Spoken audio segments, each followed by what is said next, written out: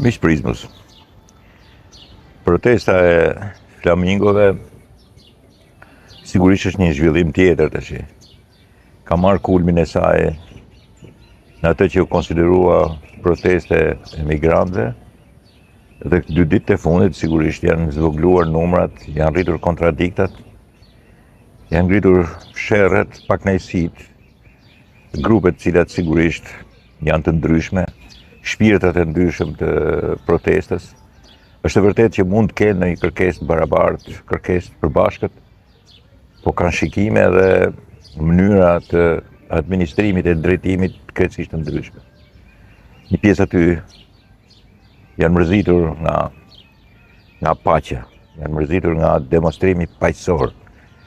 E shikojnë që me paqe, me demonstratat bukura, të cilat kanë marrë emër, janë përdorur në botë, por kanë marrë emër të mirë, si një vend që demonstron paqësisht, si një vend që është i ndjeshëm për flamingot, që në vërtet s'ka punë flamingo, ashtu ato nuk i njohin fare flamingon, është vetëm një grup i vogël që del me flamingon në dorë, tjerët as kanë lidhje me flamingot, por proteste flamingove quhet. Ka marrë emër të mirë në botë sepse ka anti-amerikanizëm, anti-trumpizëm, anti-Kushner. Kjo është emri i madh. Ka marrë emër në botë ke majta botërore, bile ultramajtistët si Shqipëria e ultramajtizmit, anti-amerikanizmit saj. Refuzimit për të rënë dorë të zionistave, izraelitëve edhe në dorë të amerikanëve. E gjithë majta botërore është e kënaqur që ka një vend i cili demonstron Amerikës fuqinë e tij, një vend i vogël që i thot stop Amerikës, s'ke punë këtu ke ne. Në të vërtetë është vetëm sipërfaqësori, as kanë lidhje me këtë. Problemi është i brendshëm. Problemi është midis pushtetit sotëm, opozitës edhe një pjesë të njerëzve të cilët janë edhe kundra pushtetit sotëm edhe kundra pushtetit djeshëm ose opozitës sotme. Por aty kanë shpirtra shumë, shpirtra të jashtëzakonshëm dhe këtë nuk kam nevojë ta përsëris më.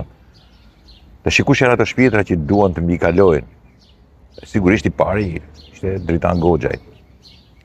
Po ka dhe njerëz të cilët sigurisht që bëjnë ekzibicionizmin sepse ju është mbaruar më ajo që konsiderohet pjesa paqësore, e kanë demonstruar.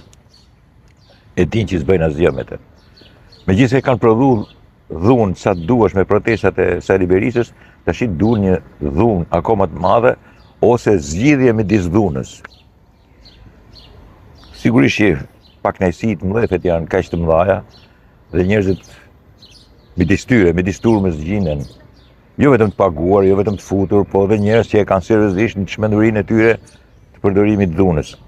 Edhe sigurisht unë mund t'i nxjerrë edhe kështu, po është më e mirë ti dëgjoni. Të gjithë e keni parë, ma merr mendje që një pjesë e madhe e keni parë atë gruan me fëmijë që u lurin në mënyrë të jashtëzakonshme sa nuk i merren vesh fjalët. Po përmbajtja është e qartë. Megjithatë, dëgjojeni.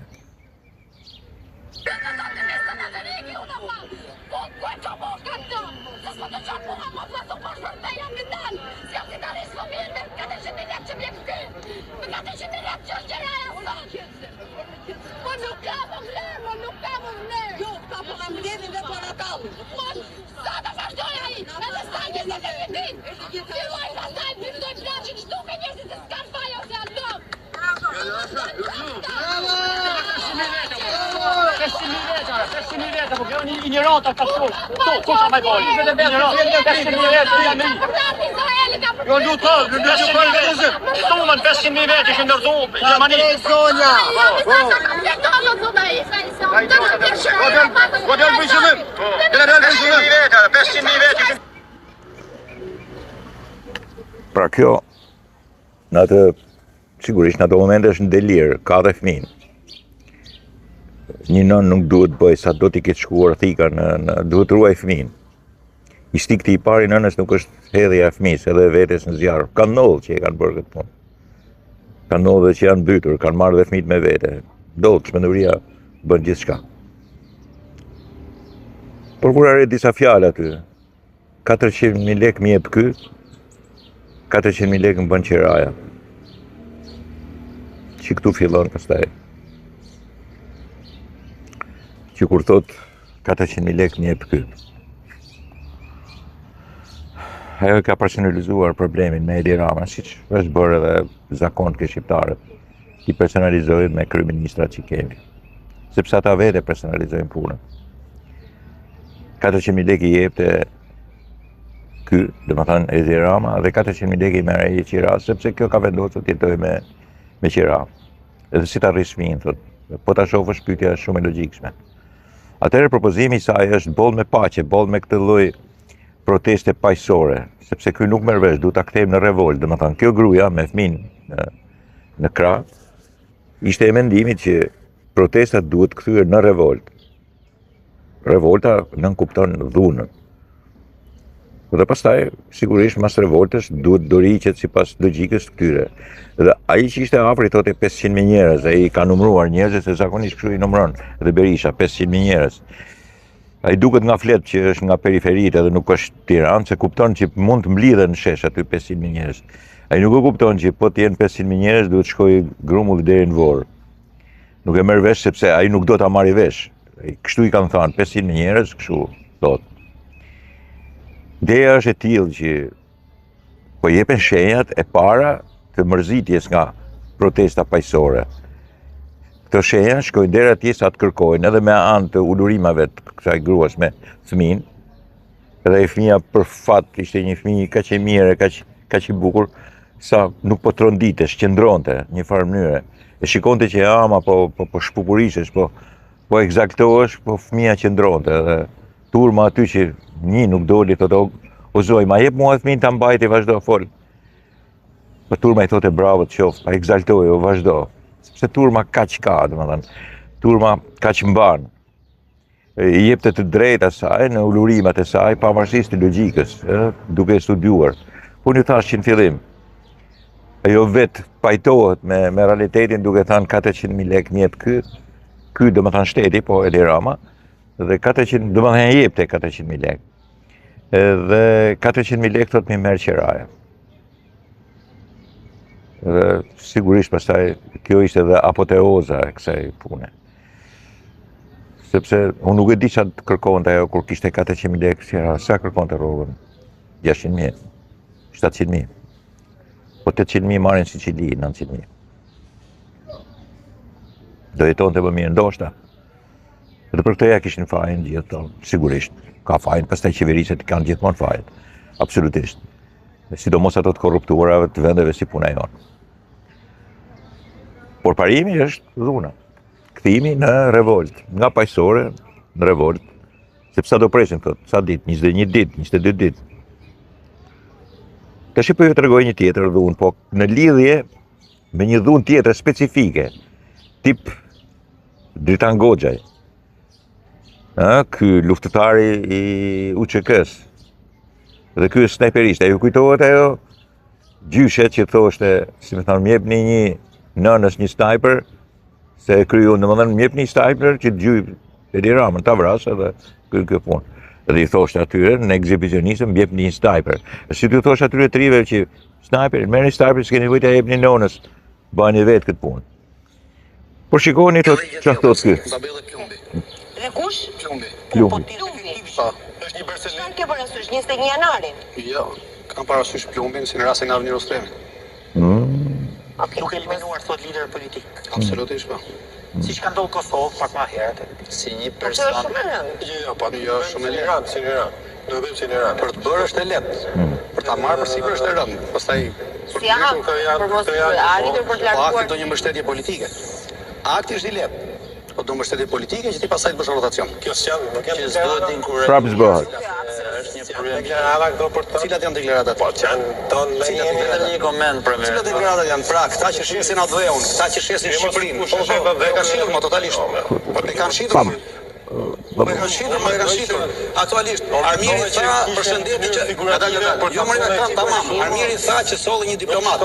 Ai diplomati që solli është personi, është iniciatori i shitjes së detit të marrëveshjes parë dhe e solli për detin. Shqiptarët janë vrarë, kanë nevojë për jo shqiptarët nuk janë vrarë. Shqiptarët duhet të paguar akoma pagrën e gjakut për të jetuar në liri. E kuptuat. Dritan Goxhaj propozon që ndërtohet i sistemi i Avenir Ustemave, këtu ke ne, i cili merr përsipër që të paguaj haraqen e gjakut, domethënë të vrasi personin edhe mbyllet kjo punë. I thonë bile aty janë ballën në Kosovë, thotë njëri edhe si një rast, sepse për kanë gjujt për shembull Ajetollaut, Amerika. Ose ka marrë Madurën. Edhe ne du ta boshim brenda për brenda, duhet vriçim. Kjo do të thotë që duhet një Avni Rustem. Është e vështirë, është e lehtë për ta bërë, thotë Goxhaj, se është edhe ushtarak. Po mirë bëj ti nëse e kanë mend. Po është shumë e vështirë ta marrësh përsipër. Edhe është e vështirë, thotë Goxhaj, sepse pastaj duhet gjesh mekanizmat politik për të ndërtuar shtetin tjetër. Pra, edhe pse e vret. Kjo është një nga 2026, se Avni Rustemi është në kohën e mas 1920, sa kishin formuar shtetin shqiptar. Edhe Avni Rustemi është një killer, merr përsipër të vrasë njëri. Një njeri, kur merr përsipër të vrasë njëri, është një vrasës. Pastaj mshtillet me nacionalizëm, mshtillet po merr përsipër të vrasë njëri, domethënë t'ia heqësh jetën një tjetri. Ashtu si kundër edhe një tjetër mund të marrë përsipër të heqë jetën ty. Pra është një vrasës. Dhe kthehet mas 100 vjetësh, 100 e sa vjetësh, e njëjta histori sa ky Dritan Goxhaj thotë që duhet një Avni Rustem të vrasë Edi Ramën, kështu e përshkruani. Këto janë fjalët e tij. Dhe aty thonë po kjo është e rënda, pastaj thotë më ka sisteme, e bëjnë edhe sot këtë punë. Që në këtë gjurulldi mendimes, edhe sidomos ke ky tipi ushtarak, ky hero i madh i UÇK-s, shumë hero i madh, megjithëse nuk tregon se ku i angazhuar. Fotografi kemi të gjithë me UÇK-n, po problemi është që ku është angazhuar, ku ka luftuar. Le që ç'm duhet sikur të ketë luftuar me UÇK-n. Kështu si sillet ky si ka. Nëse ka qenë apo s'ka qenë me UÇK-n. Kujt i plasit trapi. Ky është njeri që bën thirrje për vrasje. Si ka nëse bën thirrje për vrasje për Edi Ramën, Sali Berishën apo për kë. Bën thirrje për vrasje. Është një person që nuk e ka problem të vrasë. Një person i cili merr përsipër, është e rëndë të ta marrë përsipër, por nuk e merr përsipër vetë. Duhet ta marrin nga kush tjetër. Dhe ata që e dëgjojnë që mund të jenë 20 vjeçar ose 22 vjeçar, ekstremist, e bëjnë të lehtë për ta marrë përsipër dhe të lehtë se ky ja tregon, është e lehtë thotë edhe për ta realizuar. Tash këtë kemi udhëheqës nesër. Kjo është Shqipëria e re. Praktikisht ky njeri që dëgjuat tash. A ke parasysh 21 janarin? Të vrasim turp. Të ndodhi, i thot ajo, drejtuesja e emisionit. Jo, thot, kam parasysh Avni Rustemin. Pra, Avni Rustemi ka vrau, e sa të pashën, për çfarë vrau, se akuzonin për tradhtar. Si e bëri, shkojnë në Paris, mori pistolet, u armatos, e nali, i tha, tradhtari, pop, jam përsitje dhe aty tjera. Dakor? I vrau Dajen Amedzovut. Më vonë edhe ata ashtu e vranë, sepse po bërë nuk je i vetmi atentator, ti do të ketë atentator edhe për ty. Edhe ky ishte burri mirë sepse bëri këtë aktin e madh, patriotik, ata që vranë këtë nuk ishin patriot, ishin kriminal që dhe kjo punë nuk mbaron kurrë. Nuk mbaron kurrë dhe vazhdon në 2026 dhe propozon një njeri si puna e këtij. Si puna e këtij. Dhe propozon për Edi Ramën. Pse është tradhtar, ka shitur po shet detin edhe ky ka shitur gjithë vendin. Të gjithë vendin. Dhe duke qenë gjithë klasa politike, vetëm ky e ka kuptuar që po shet gjithë vendin. Është gjithë klasa politike këtu, të gjithë mund të flasin, e gjithë bota, dhe ky e zgjidh kështu në këtë lloj mënyre. Është edhe një mënyrë. Bas edhe ju që po më dëgjoni mund të jeni dakord, një pjesë e madhe, po jemi dakord në ne. Po, jeni dakord, po kjo është një shoqëri banale, pastaj është një shoqëri kriminalesh. Është një shoqëri që nuk ka për të shuruar kurrë nga kriminalizmi i saj edhe nga do pjelli gjithmonë, edhe sundimtar, edhe njerëz që do vrasin, do marrin përsipër që të vrasin. Njerëz që marrin përsipër që t'i vrasin për t'i lënë të qetë, edhe njerëz pastaj do bëjnë diskursin në fund që marrin përsipër të vrasin dhe kriminalin.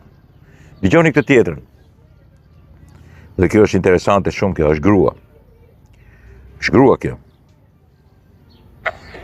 Pa mo një shpirë, ja thëmë shqiptarëve, për nuk rëkin hutën e Edi Ramasik. Hutën? Pa. Qa është hutën? Huta është kalashi. Do i na dëgjoni edhe herë. Po e moni shtirja thëmë shqiptarëve, për nuk rokin hutën e Edi Ramasik. Hutën? Po. Qa është hutën? Huta është kalashi.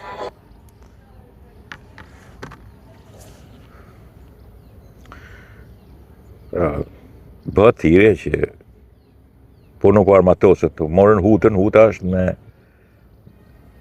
dialektin geg, huta është tanë, dhe përpara është një armë, e gjatë ka qenë huta, por është simbolik i folklorizmit, sidomos geg, verior, që ka të bëjë me roka armën, me marrë armën. Ajo e pyet, po ç'është huta, se di, me sa duket është një gazetar e re, se kupton atë fjalë. Të huta, çfarë është me kallashi? Pra ta vrisnin, nuk bjen po se vrave. Të është këtë unë që po të transmetoj jam duke bërë një krim. Po unë nuk kam çfarë bëj, se unë jam gazetar, do t'i jap ç'të të bëj, si mund t'i interpretoj. Ato që po më dëgjojnë, mund të ketë edhe për tyre që tonë kanë thënë shumë mirë. Kanë thënë shumë mirë, po pastaj do ta provojnë në lëkurën e tyre kur të filloj këtu të vrasin njëri tjetrin, filloj lufta civile. Edhe në mos filloft, prapse pa do bëhet një marrëzi e tillë që i ngjan shumë natë e shtatës. Një marrëzi e cila sigurisht na ndjek mbrapa prej viteve, dhe unë kam bërë një emision tjetër për treguar sa shpesh na ka ndodhur kjo. Këtë marrëzi e dikush e ka marrë përsipër për ta ndaluar përfundimisht. Vetëm autokracitë ose diktatura. Ajo e Zogut ka qenë një autokraci e vërtet. Është e vërtet. Po është munduar ta ndalojë këtë. Kishte më liri se sa diktatura, nuk i binte në qafë. E kam shpjeguar edhe një herë. Religionit ose pronës, pra nuk mund të krahasohet me diktaturën.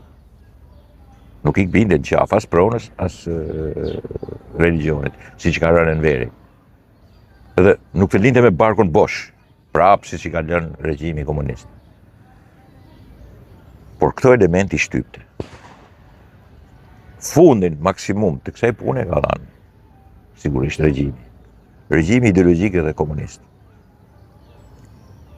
Në qoftë se këta do kishin folë kështu, në atë kohë nuk do të ishte gjetur as copa. A imagjinoni tash thoshin për Enver Hoxhën kështu, ose në fjalë tjetër. E imagjinoni, po t'ishin kaq trima këta, t'ishin bërë kaq shumë element, do të kishin vrarë Enver Hoxhën. Po jo vetëm që se kanë vrarë, por ju kanë bërë duart kallo, shika, thonë Shkodër, nga duart rokitjet. Nuk kanë bërë asgjë, s'kan mundur të bëjnë asgjë. Nothing, asgjë fare. Dhe ky është edhe problemi i madh i një populli i cili sigurisht ka fjalë shumë, por dhe të keqet mëdha shumë. Dhe të këqija të mëdha shumë. Një shoqëri e cila u deformua në mënyrë të shpejtë edhe të menjëhershme, ose ka qenë e tillë, sa nga shoqëria më pro-amerikane u kthye sot, perceptohet në botë si më anti-amerikane. Si shoqëria ose shteti më pro-Izraelit në më anti-zionistin, anti-Izraelit. Si shoqëria më kapitaliste, më pro-kapitalizmit në shoqërinë më antikapitaliste. I quan të gjithë oligarkë, të gjithë punën kapitaliste e quan maskarallek, vjedhje, grabitje. Nga shoqëria më investimeve të huaja është kthyer në më anti-investimeve të huaja. I quan të gjithë grabitës, pushtues, sundues, janë të gjithë në shesh aty. Nga shoqëria më anti-terrorizmit është kthyer në shoqërinë më pro-Hamasit, më pro-Hezbollahut, më pro-Iranit. Në shoqëria më anti-Iran, më pro-Iranit, dalin haptas, qartë, pastër. I ke aty në shesh. Edhe dalin me flamingo. Kush e bëri këtë punë? Jashtëzakonisht e çuditshme është ta thuash kush e kurdisi. Sigurisht jo vetëm nga brenda. Sigurisht janë frymzuar edhe nga mira çfryrje nga jashtë. Nuk ka nevojë të jenë agjentet atje, se thonë na shihni ne jemi iranian. Nuk ka nevojë të vinë iranianët. Ka nevojë që ti t'i besosh iranianët. Nuk ka nevojë që të vinë ultramajtistët këtu. Ka nevojë që ti të bësh si ultramajtist, të lexosh ata, të frymëzohesh neokomunistat edhe të bësh ti. Nuk ka nevojë që të vinë anti-amerikanët këtu, as serbët këtu. bën ti si ata. Bën ti si ata, je ti si ata, nuk ka frymëzohesh për tyre të duket të bukur edhe vazhdon. Ti. Dhe ky është kthimi. Më i racional që i ka ndodhur ndonjëherë këtu. Dhe kjo është turma. Merr disa të drejta, plotësisht të drejta, dhe i fut pastaj në kanalet më të shqelbura që ka mundësi. Jo vetëm kjo shoqëri, po dhe shoqëritë më të këqija të botës të interpretojnë jo vetëm veten, po dhe fatin e keq të tyre. Dakord, miqtë e mi?